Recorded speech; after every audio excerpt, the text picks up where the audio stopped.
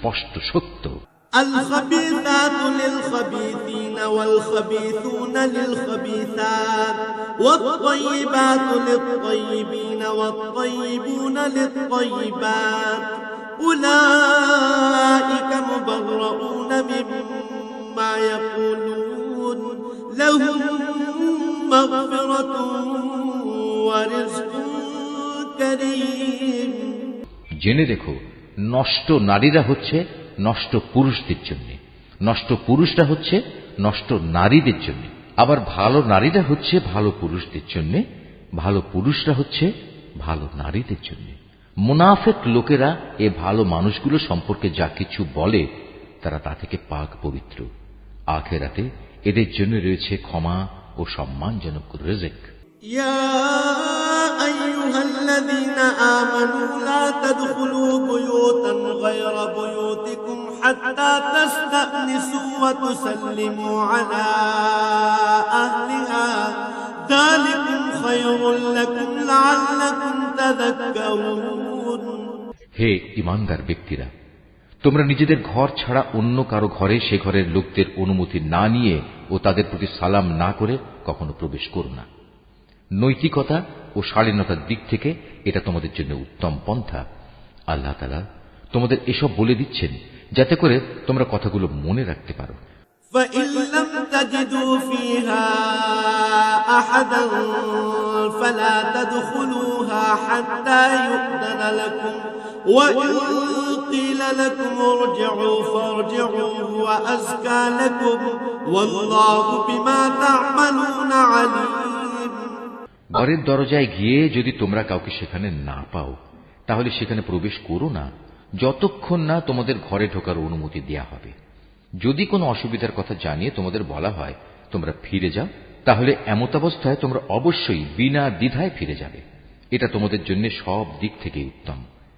তোমরা যখন যা কিছু করো আল্লাহ তাআলা সে সম্পর্কে সবিশেষ অবহিত থাকেন। ليس عليكم جناح أن تدخلوا بيوتا غير مسكونة فيها متاع لكم والله يعلم ما تبدون وما تكتمون। তবে যেসব ঘরে কেউ বসবাস করে না, যেখানে তোমাদের কোনো মাল সামানা রয়েছে, তেমন কোন ঘরে প্রবেশে তোমাদের কোনো পাপ নেই, কেননা আল্লাহ তাআলা জানেন যা কিছু তোমরা প্রকাশ করো আবার যা কিছু তোমরা গোপন করো। قل للمؤمنين يغضوا من أبصارهم ويحفظوا فروجهم ذلك أزكى لهم إن الله خبير بما يصنعون। হে নবী, তুমি মোমেন পুরুষদের বলো তারা যেন তাদের দৃষ্টি নিম্নগামী ও সংযত করে রাখে এবং তাদের লজ্জাস্থান সমূহকে হেফাজত করে। এটাই হচ্ছে তাদের জন্য উত্তম পন্থা, কেননা তারা নিজেদের চোখ ও লজ্জাস্থান দিয়ে যা করে আল্লাহ তাআলা সে সম্পর্কে পূর্ণাঙ্গভাবে অবহিত রয়েছেন। وَقُلْ لِلْمُؤْمِنَاتِ يَغْضُضْنَ مِنْ أَبْصَارِهِنَّ وَيَحْفَظْنَ فُرُوجَهُنَّ وَلَا يُبْدِينَ زِينَتَهُنَّ إِلَّا مَا ظَهَرَ مِنْهَا وَلْيَضْرِبْنَ بِخُمُرِهِنَّ عَلَى جُيُوبِهِنَّ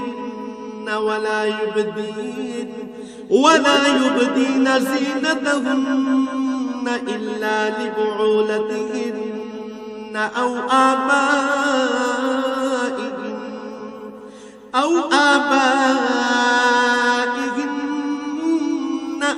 آباء بعولتهن أو أبنائهن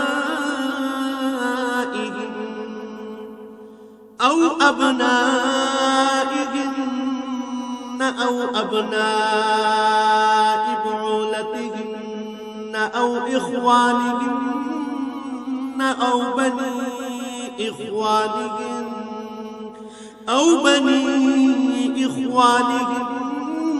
أو بني أخواتهن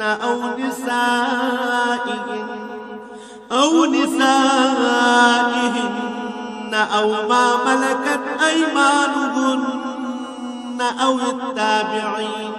أو التابعين غير أولي الإربة من الرجال أو الطفل الذين لم يظهروا على عورات النساء ولا يضربن بأرجلهن ليعلم ما يخفين من زينتهن وتوبوا إلى الله جميعا أيها المؤمنون لعلكم تفلحون নবী, একইভাবে তুমি মোমেন নারীদেরও বলো তারা যেন তাদের দৃষ্টি নিম্নগামী করে রাখে এবং নিজেদের লজ্জাস্থানসমূহের হেফাজত করে। তারা যেন তাদের সৌন্দর্য প্রদর্শন করে না বেড়ায়, তবে তার শরীরের যে অংশ এমনিই খোলা থাকে সেসব অংশের কথা আলাদা। তারা যেন তাদের বক্ষদেশ মাথার কাপড় দ্বারা আবৃত করে রাখে। তারা যেন তাদের স্বামী, তাদের পিতা, তাদের শ্বশুর, তাদের ছেলে, তাদের স্বামীর আগের ঘরের ছেলে, তাদের ভাই, তাদের ভাইয়ের ছেলে, তাদের বোনের ছেলে, তাদের সচরাচর মেলামেশার মহিলা, নিজেদের অধিকারভুক্ত সেবিকা দাসী, নিজেদের অধীনস্থ এমন পুরুষ যাদের মহিলাদের কাছ থেকে কোনো কিছুই কামনা করার নেই, কিংবা এমন শিশু যারা এখনো মহিলাদের গোপন অঙ্গ সম্পর্কে কিছুই জানে না, এসব মানুষ ছাড়া তারা যেন অন্য কারো সামনে নিজেদের সৌন্দর্য প্রকাশ না করে। চলার সময় জমিনের উপর তারা যেন এমন ভাবে নিজেদের পা না রাখে যে সৌন্দর্য তারা গোপন করে রেখেছিল তা পায়ের আওয়াজে লোকদের কাছে জানাজানি হয়ে যায়। হে ঈমানদার ব্যক্তিরা, ত্রুটি বিচ্যুতির জন্য তোমরা সবাই আল্লাহর দরবারে তওবা করো। আশা করা যায় তোমরা নাজাত পেয়ে যাবে। وأنكحوا الأيام منكم والصالحين من عبادكم وإمائكم إن يكونوا فقراء يغنهم الله من فضله والله واسع عليم। তোমাদের মধ্যে যাদের স্ত্রী নেই তোমরা তাদের বিয়ের ব্যবস্থা করো। একইভাবে তোমাদের দাস দাসীদের মধ্যে যারা ভালো মানুষ তাদেরও বিয়ে শাদীর ব্যবস্থা করো। যদি তারা অভাবী ও দুশ্চিন্তাগ্রস্ত হয় তাহলে আল্লাহ তাআলা অচিরেই তাঁর অনুগ্রহ দিয়ে তাদের অভাব মুক্ত করে দেবেন। আল্লাহ তাআলা প্রাচুর্যময় ও সর্বজ্ঞ। وليستعفف الذين لا يجدون نكاحا حتى يغنيهم الله من فضله والذين يبتغون الكتاب مما ملكت أيمانكم